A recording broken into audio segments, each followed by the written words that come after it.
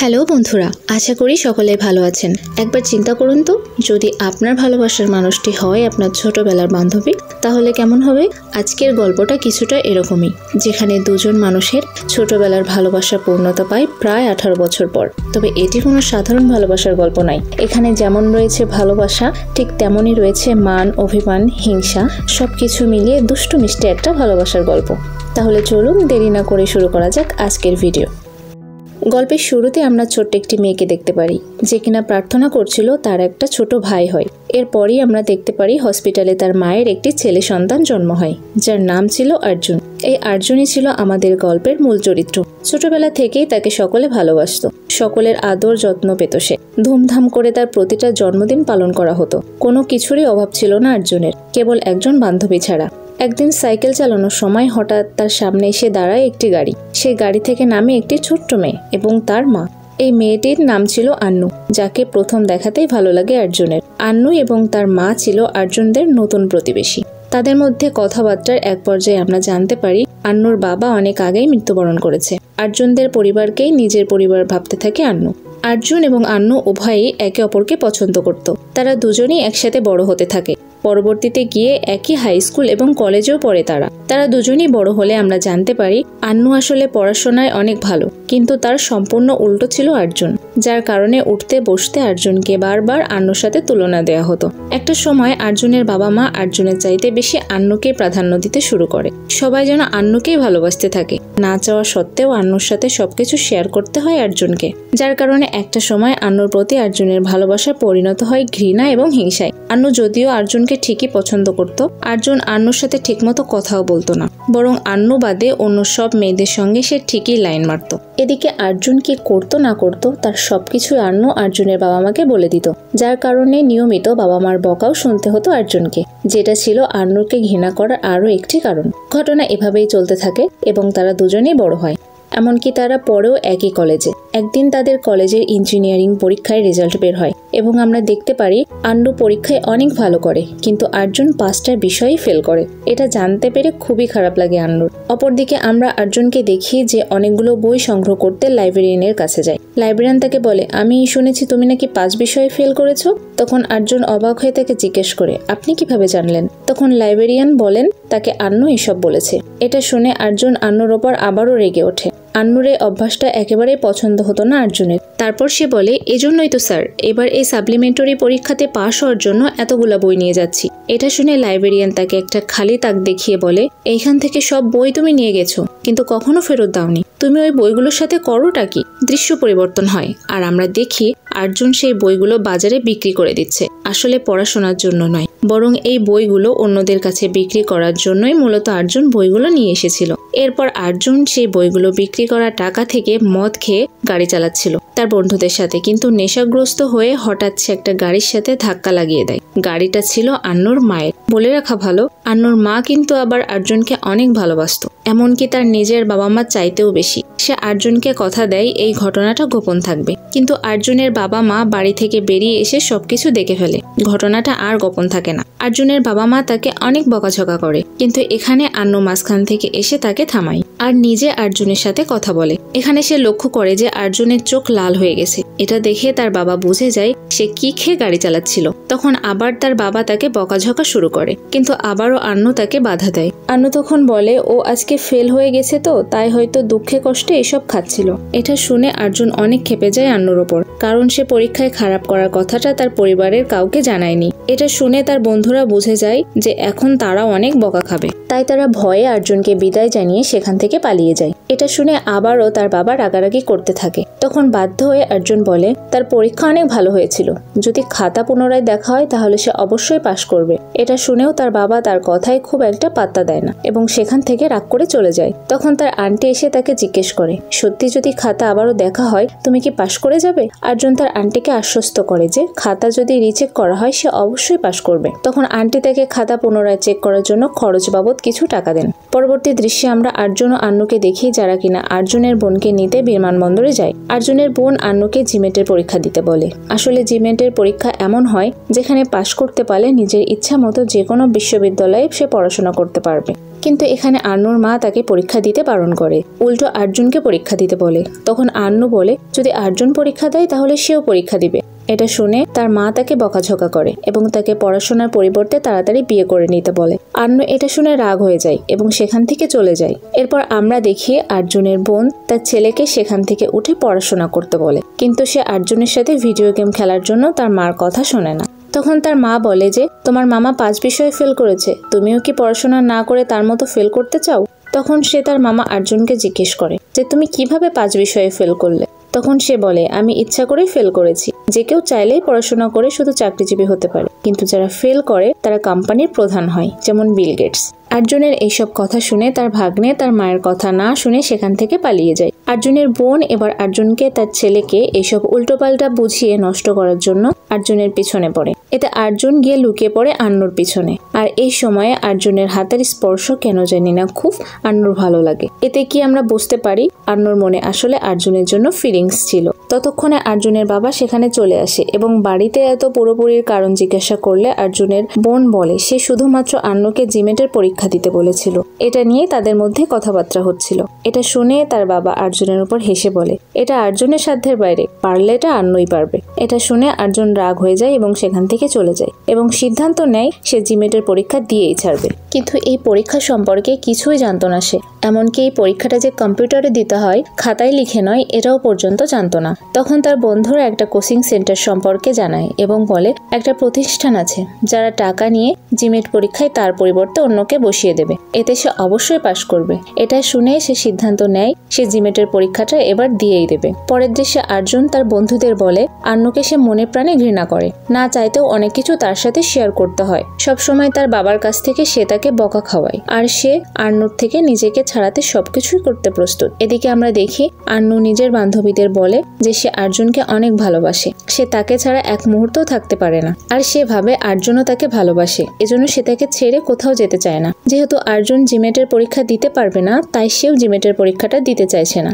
এটা শুনে তার বান্ধবীরা বলে আর্জুন তো তোমাকে পছন্দই করে না, সে তোমার সাথে বন্ধুত্ব পর্যন্ত করতে চায় না, এমনকি কলেজেও সে তোমাকে ছাড়া বাকি সবার সাথে বন্ধুত্ব করেছে এবং সব মেয়েদের সাথেই মেশে। এটা শুনে তার অনেক রাগ ওঠে। এমন সময় একটা বখাটে ছেলে একটা মেয়ের সাথে জবরদস্তি করছিল, যেটা আন্নু দেখে ফেলে। এর প্রতিবাদ করে আন্নু। তখন সে আন্নুর সাথেও খারাপ ব্যবহার করা শুরু করে এবং আন্নু সোজা আর্জুনকে ফোন দিয়ে সেখানে আসতে বলে। আর্জুন তার কথা শুনে সেখানে যেতে চাইলেই তার বন্ধুরা তাকে জিজ্ঞেস করে তুই না ওকে ভালোই বাসিস না, তাহলে যাচ্ছিস কেন? তখন আর্জুন বলে আমি না গেলে এখন ও এসে আমার বাবাকে বলে দিবে আর আমাকে বকা খাওয়াবে, তাই বকা যাতে না খেতে হয় তাই যাচ্ছি। অন্যদিকে আন্নু তার জন্য অপেক্ষা করছিল। তাকে আসতে দেখে সে অনেক খুশি হয়ে যায়। সে আর্জুনকে তাদের মারতে বলে, কিন্তু আর্জুন মানা করে দেয়। এই বলে সে একা আর তারা অনেকজন।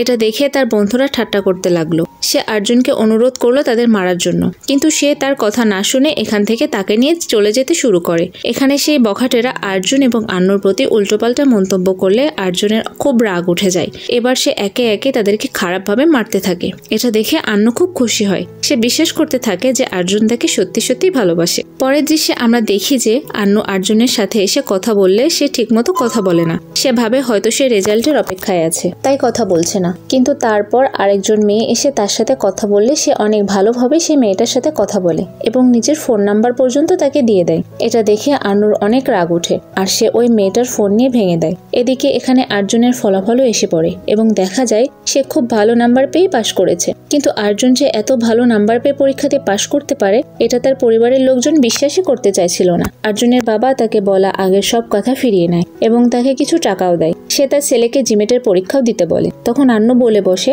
আর্জুন দিলে আমিও দিব, কিন্তু তার মা বারণ করে এবং তার মা বারণ করলে সে রাগ হয়ে সেখান থেকে চলে যায়। কিন্তু আবারও সেই কোচিং সেন্টারের সাহায্যে অন্যকে দিয়ে পরীক্ষা দেওয়ার জন্য টাকার দরকার, তাই সে তার আন্টির কাছে যায়। কিন্তু আন্টির কাছে এত টাকা ছিল না। এরপর বন্ধুদের থেকে চাইলেও সেখান থেকে খুব একটা লাভ হয় না। তখন হঠাৎ করে পিছন থেকে আন্নু এসে তাকে টাকা দিয়ে দিলে সে বেশ খুশি হয়ে যায়। এরপর টাকা নিয়ে সে সেই কোচিং এর লোকদের দিয়ে দিলে তারা আর্জুনের বদলে আরেকজনকে পরীক্ষা দিতে বসায় আর সেও পাশ হয়ে যায়। এতে আর্জুনের বাবা অনেক খুশি হয় আর এই খুশিতে বিরাট একটা পার্টিও দেয়। কিন্তু এই এত প্রশংসা আর্জুনের খুব একটা ভালো লাগছিল না, যেহেতু এই অর্জন তার নিজের না। এর পরের দৃশ্যে আন্নু আর্জুনের কাছে এসে বলে সে এখন বিয়ে করতে চায় না, কিন্তু তার মা তাকে বিয়ে দেওয়ার জন্য উঠে পড়ে লেগেছে। তাই সে আর্জুনের কাছে অনুরোধ করে সে যেন তার মায়ের সাথে এ ব্যাপারে কথা বলে। আর্জুন বললে তার মা অবশ্যই শুনবে, কারণ তার মা আর্জুনকে খুব ভালোবাসে। আন্নু এও বলে আর্জুন জিমেটের পরীক্ষা দিলে সেও দিবে, কেননা আর্জুন পরীক্ষা দিয়ে চলে গেলে আন্নু তাকে অনেক মিস করবে। তবে এই কথা শুনে আর্জুন তাকে কিছু না বলেই সেখান থেকে চলে যায়।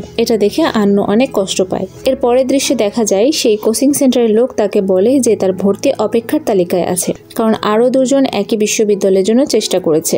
আর্জুনের থেকে তাদের 1 মার্ক বেশি, আর বিশ্ববিদ্যালয়ে শুধু আর 2টা আসনই বাকি ছিল। এটা শুনে আর্জুন তাকে অন্য বিশ্ববিদ্যালয়ে চেষ্টা করতে বলে। এতে স্যার অনেক খুশি হয়, কিন্তু তখন সেখানে তার অ্যাসিস্ট্যান্ট এসে বলে তিনি কি রাজি? এখন কি আমি আন্নুর ভর্তি নিশ্চিত করব? এটা শুনে আর্জুন অবাক হয় এবং তাকে জিজ্ঞেস করে যে সে কার নাম নিল এইমাত্র।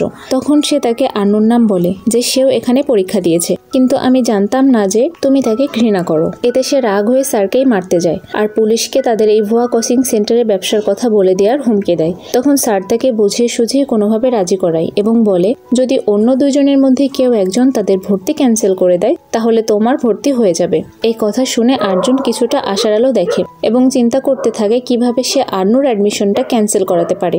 বাসায় গিয়ে সে তার আন্টিকে আন্নুর জিমেটে পরীক্ষা দেওয়ার কথাটা বলে দেয়। এটা শুনে আন্টি অনেক রেগে যায় এবং সে আন্নুকে গিয়ে বকাবকি করতে শুরু করে। সে আন্নুকে তার পড়াশোনা বাদ দিয়ে তার পছন্দের পাত্রের সাথে বিয়ে করার জন্য চাপাচাপি করতে থাকে, কিন্তু এই কথায় আন্নু রাজি হয় না, যার কারণে মা মেয়ের মধ্যে বড়সড় ঝগড়া বেঁধে যায়। বাড়ির অন্যরাও ততক্ষণে সেখানে এসে উপস্থিত হয়। তখন আন্নুর মা আন্নুকে বলে তুমি যদি পড়তেই চাও তাহলে আমার মৃত্যুর পরেই পড়বা। তখন আন্নু তার মাকে মরে যেতে বলে। আর্জুনের বাবা আন্নুকে থাপ্পড় মারে আর তার ওপর রাগ হয়ে বলে এমন কথা দ্বিতীয়বার যেন না বলে।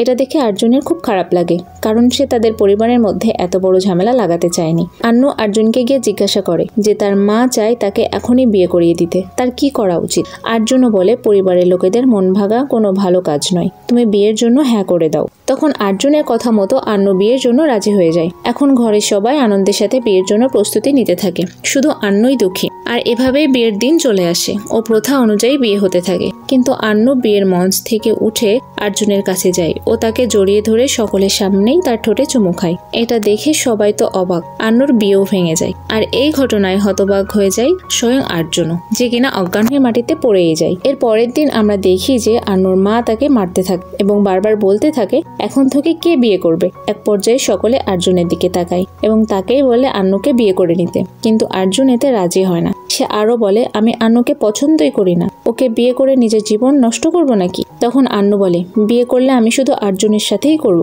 না হলে সারা জীবন একাই থাক। এতে আন্নুর মা আর্জুনকে বারবার অনুরোধ করতে থাকে আর আর্জুনও তার আন্টির কথা ফেলে দিতে পারে না, বাধ্য হয়ে রাজি হয়ে যায়। আর দেখা যায় না চাওয়া সত্ত্বেও আন্নুর সাথে আর্জুনের বিয়ে করে নিতে হয়। কিন্তু বিয়ের পরের দিন নিজের রুমে যেতেই চাচ্ছিল না আর্জুন। পরে তার বাবা তাকে বুঝিয়ে সুঝিয়ে কোনো মতে রুমে পাঠায়। রুমে গেলে আন্নু তাকে বলে আমি সব জানি তুমি কিভাবে জিমেটের পরীক্ষায় পাশ করেছো, আর তুমি আমার সাথেও কি করেছো। আমি তোমার সাথে ইচ্ছে করেই বিয়ে করেছি, তোমার জীবন হারাম করে দেওয়ার জন্য।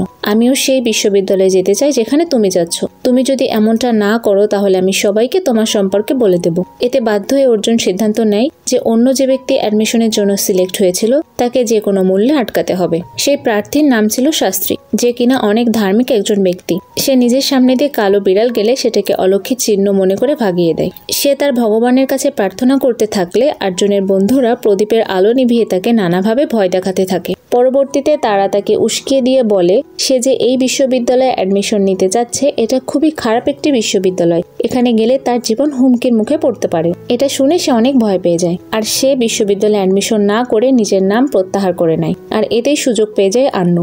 এরপর আমরা দেখি আর্জুন আর আন্নু দুবাই যাচ্ছে পড়াশোনার জন্য। আর্জুনের দুলাভাই তাকে স্বাগত জানায়। এরপর তার দুলাভাই তাকে নিজের ঘরে এনে সেখানে থাকতে বলে, কিন্তু আর্জুন ও আন্নু ভিন্ন ভিন্ন রুমে থাকতে চায়। আর্জুনের এক পর্যায়ে অনেক ক্ষুধা লাগে এবং সে আন্নুর থেকে খাবার চায়, কিন্তু আন্নু খাবার বানায় না, উল্টে বলে তুমি যদি খাবার খেতে চাও সেক্ষেত্রে ঘরের কাজে আমাকে সাহায্য করতে হবে। প্রথমে না করলেও বাধ্য হয়ে সে রাজি হয়, কারণ তার তো আর উপায় ছিল না। সে থালা বাসন ধুতে থাকে আর আন্নু খাবার বানাতে থাকে।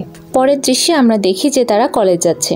আন্নু বলে যে আমাদের মধ্যে যে পরে কলেজ যাবে সে আগামী 1 মাস ঘরের কাজ করবে।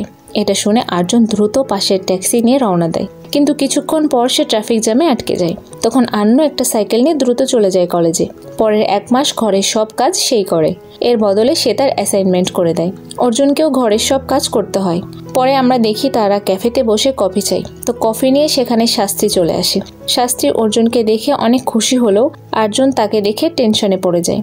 সে বলে যে বিশ্ববিদ্যালয়ে সে ভর্তি হয় সেটা নকল ছিল ও পুলিশ তাকে হাউস অ্যারেস্ট করে। সে আরও বলে এখানে তার খুব খারাপ অবস্থা, এমনকি থাকার জন্য ঘরও নেই। সে অর্জুনের এখানে আসার কারণ জিজ্ঞাসা করে। অর্জুন তখন মিথ্যা বললেও আন্নু তাকে সত্যি বলে দেয়। এতে শাস্ত্রী তাকে মারতে শুরু করে। তখন অর্জুন তাকে বলে যে সে তাকে ওই বিশ্ববিদ্যালয়ে ভর্তি করিয়ে দেবে, আর ততদিন সে চাইলে অর্জুনের বাড়িতে থাকতে পারবে। পরের দিন একটা পার্টিতে আমরা দেখি অর্জুন একটা মেয়ের সাথে নাচছিল, যেটা দেখে আন্নুর অনেক রাগ হয়।